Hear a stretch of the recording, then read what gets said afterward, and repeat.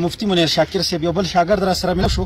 السلام علیکم. وعلیکم السلام. څنګه یې جی خیر؟ خیر جی. تاسو د مفتي صاحب حقیقت کې شاګردان یې که ګپ لګوئ؟ الحمدلله جی. 15 شپږ کاله مې د هغه نه درس ویلی دی. خدای تعالی یقین وکړي چې دا تر اوه درس مې د باندې منلي ني وینیسه وینیسه. السلام علیکم ورحمت الله وبرکاته. ماشاءالله دا ټیم کې سعودي عرب افغان کیو خدا مفتي منیر شاکر صاحب یو بل شاګرد را سره ملاو شو. السلام علیکم. وعلیکم السلام. څنګه یې جی خیر؟ خیر جی. تاسو د مفتي صاحب حقیقت کې شاګردان یې که ګپ لګوئ؟ الحمدلله جی. 15 شپږ کاله مې د هغه نه درس ویلی دی جی. او د قرآن چې کومه ترجمه ده جی هغه هم د مفتي منیر شاکر صاحب. خفه کېږئ مه، غوسه کېږئ به هم نه، هغه هم ډېر تریخ شانته کېږي. تاسو هم دا ټوپۍ چې د هغې دقسې کږوي، تاسو نیغه پرېښېده دا سوري بس د هغه سنت دي دا که نه. ښه کله ډېره کولی شي کله لږ. ښه د هغه هم سنت شته. سنت لکه هغې ته وایي لکه طریقه چې یو کس طریقه اپناوي. ښه ښه ښه نو موږ د شیخ صاحب ماشاءالله مونږ خو که یوازې هغه دا شي نه رسي دا تاسو هم دا کوئ. نو بس د هغه په نقش قدم روان یو که نه. ښه ښه استاذ مو دی. کوم کوم سبقونه مو ترې ویلي دي؟ بس د قرآن تفسیر هم ترې ویلي دي او پکواسیات کتاب یو او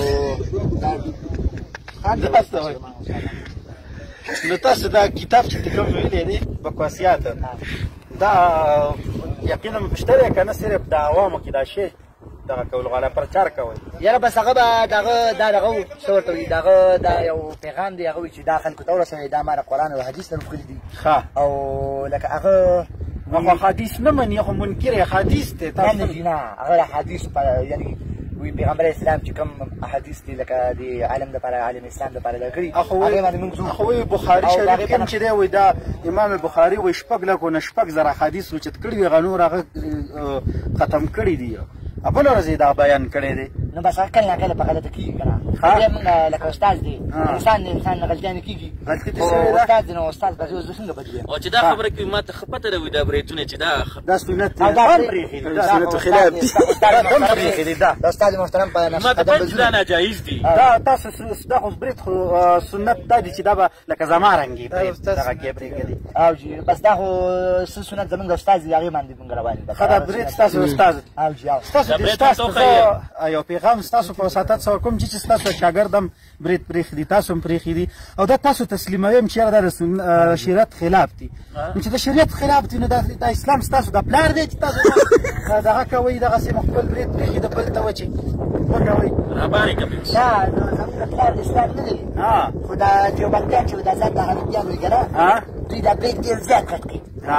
دا سنت دي که نه کټ کول؟ نو دوی یې په پلیټ وي، په پلیټ خو نه یې ساتي. نه په پلیټ نه په کینچی وایي. کینچی نه وایي، دوی داسې دغه پلیټونه مې وایي چې تاسو ته پته نشته او موږ دا د کفارو لپاره او د دوی لپاره یې ساتو.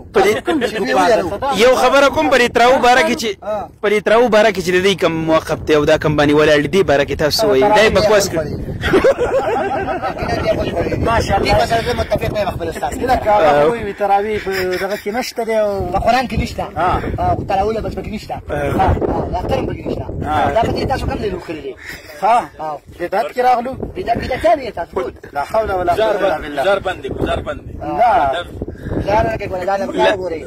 خدای تعالی یقین وکړي چې دا تر اوه درس مې د باندې منلي ني وینیسه وینیسه